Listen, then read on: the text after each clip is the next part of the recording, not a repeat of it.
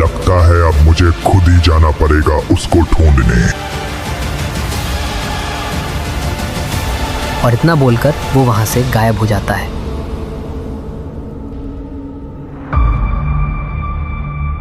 खूनी बाबा एल्फ को ढूंढने के लिए खुद अर्थ पर आ जाता है।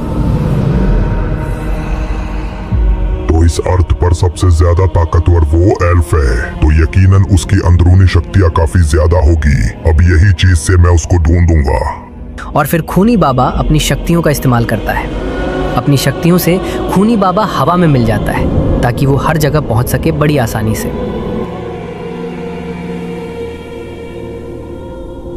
कुछ ही मिनटों में खूनी बाबा पूरे अर्थ पर फैल जाता है।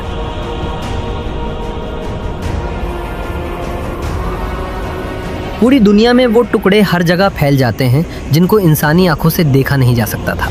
इसकी मदद से वो दुनिया के कोने कोने से लेकर समुद्र की गहराइयों तक पहुंच जाता है और वहां के सबसे ताकतवर जीवों को अपने काबू में करके उन्हें भी काम पर लगा देता है।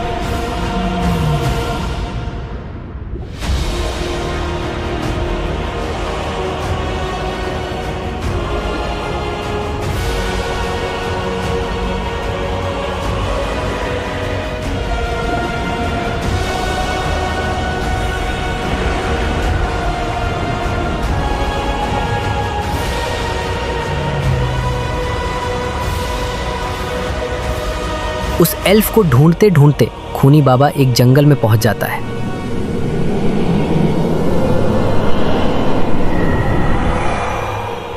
मैं उस एल्फ को नहीं ढूंढ पा रहा, यहाँ तक कि मैंने अपनी काफी ऊर्जा भी खर्च कर दी। क्या वो अपने आप को छिपा रही है? लेकिन अगर ऐसा होता भी तो कम से कम मैं उसकी अंदरूनी शक्तियों को तो महसूस कर पाता। लेकिन उसकी अंदरूनी शक्तियों का तो कोई नामो निशान ही नहीं है। मानो इस दुनिया में ऐसा कोई है ही नहीं। क्या तिलिस्मी शीशे से कोई गलती हुई है? और तभी एक आवाज आती है। वो एल्फ खूनी बाबा के सामने खुद ही आ जाती है और खूनी बाबा उसको देख रहा होता है। तो इस बार तुम खुद ही आ गए मुझे ढूंढने के लिए। खूनी बाबा बोलता है, तो तुम ही हो वो एल्फ जिसने मेरे हमले को रोका था। तुमने खुद यहाँ आकर बहुत बड़ी गलती कर दी। गलती? मुझे तो ऐसा नहीं लगता। मुझे ढूंढने के लिए पहले तुमने उस आँख जैसे कुछ को भेजा था और जब उससे वो काम नहीं हो पाया तो तुम खुद ही आ गए। तुम्हें इतना परेशान देखकर मुझे रहा नहीं गया, इसलिए मैं खुद ही आ गई सामने। तुम्हारी अंदरूनी शक्तियाँ? ये नहीं हो सकता। ये तो मामूली इंसानों जितनी है। तो तुमने मेरे उस हमले को कैसे रोक लिया? तो तुम अभी तक नहीं समझे? अब ये मत बोलना तुम अपनी अंदरूनी शक्तियों को कंट्रोल कर सकती हो। तो तुम्हें क्या लगता है वो क्यों नहीं नजर आ रही? मेरी अंदरूनी शक्तियों पे पूरा काबू है। मैं उसको बड़ी आसानी से छुपा सकती हूँ। और जहाँ तक तुम भी जानते होगे, आज तक कोई अपनी अंदरूनी शक्तियों को छुपा नहीं सका। मुझे इसको सीखने में कई 100 साल लग गए, तब जाकर मैं अपनी अंदरूनी शक्तियों को काबू में कर पाई हूँ। और तुम्हारी अंदरूनी शक्तियाँ मेरे सामने कुछ भी नहीं है। बस बहुत हो गया। अब अगर तुमने कुछ भी कहा तो मैं तुम्हारी जान ले लूंगा। तुम मेरी बात ध्यान से सुनो। मेरे काम के बीच में अपनी टांग मत डालो। अगर मैं इससे इनकार कर दूं तो फिर तुम क्या करोगे? बस इतना सुनते ही खूनी बाबा अपनी शक्तियों का इस्तेमाल करता है उस एल्फ के ऊपर।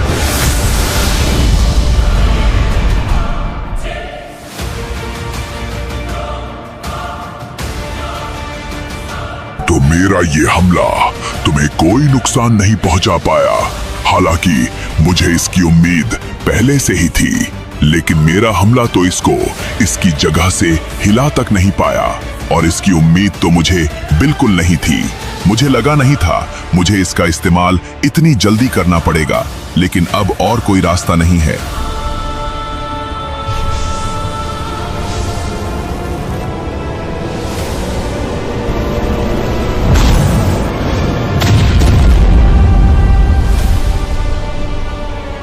ये हमला आधी दुनिया को खत्म करने की ताकत रखता है।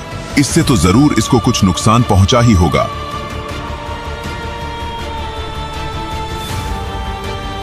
खूनी बाबा के हमले से उस एल्फ को जरा सी भी खरोच नहीं आती। क्या अभी भी ये नहीं हो सकता?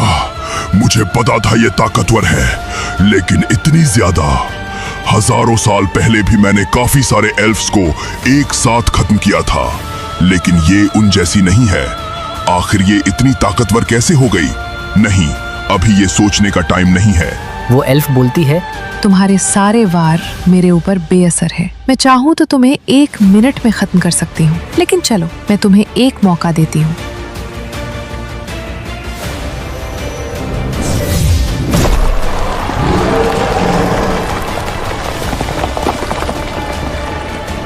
वो एल्फ अपनी पावर से खूनी बाबा को स्टोन में बदल देती है।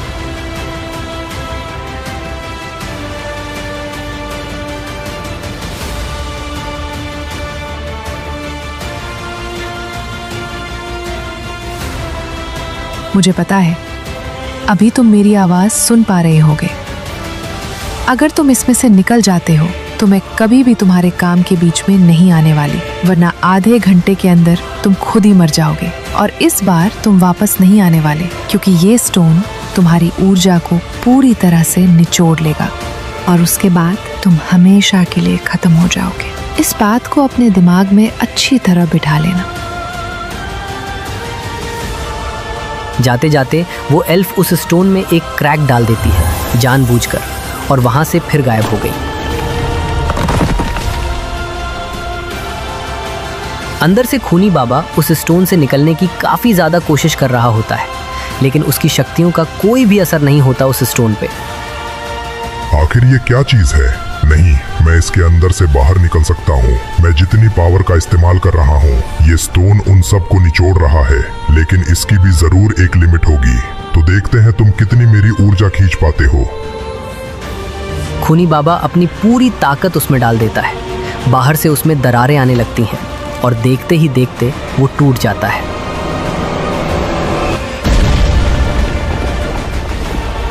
हाँ, तो अब वो एल्फ मेरे रास्ते में नहीं आने वाली, लेकिन इसकी वजह से थोड़ी ही सही, लेकिन मेरी पावर में कमी आ गई है। क्या ये उसकी कोई चाल थी? खैर कोई नहीं, अभी मुझे इस चीज की चिंता करने की जरूरत नहीं है। अभी मुझे वापस चलना चाहिए, लेकिन कल सब कुछ खत्म हो जाएगा मेरे हाथों।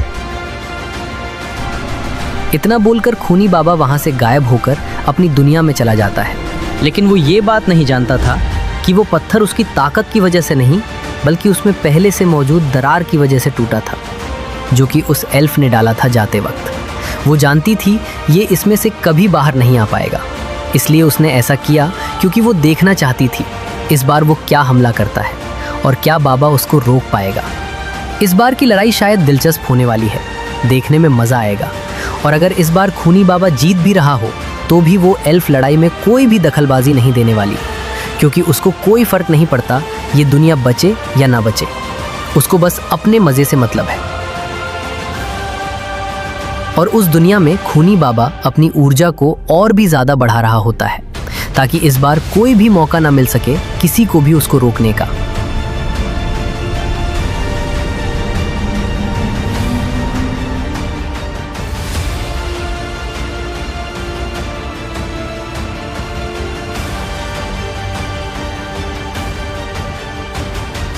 और ऐसे ही अगला दिन आ जाता है।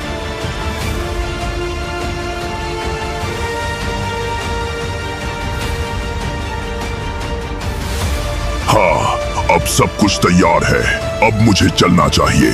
इस बार वो एल्फ भी मेरे रास्ते से हट चुकी है। ये लोग अपने वादों के पक्के होते हैं और इसी वजह से अक्सर मारे जाते हैं। इतना बोलकर वो वहां से गायब हो जाता है।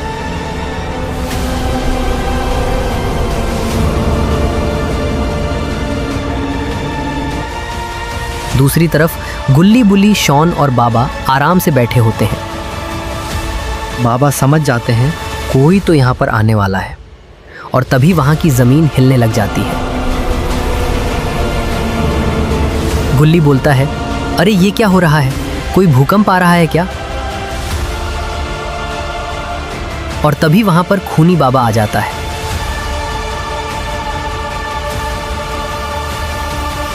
गुल्ली बोलता है, ये तो खूनी बाबा है, ये फिर से वापस कैसे आ गया? ये तो मर गया था ना। तो दोस्तों, इसके आगे की स्टोरी आपको नेक्स्ट पार्ट में देखने को मिलेगी, जो कि हमारे इसी चैनल पर आएगी, मेक जोक बाजीगर पर। तो इस वीडियो को लाइक कर देना और जिसने अभी तक चैनल सब्सक्राइब नहीं कर रखा, सब्सक्राइब कर दो गाइस। और कमेंट में ज़रूर बताना आपको नेक्स्ट पार्ट कब चाहिए।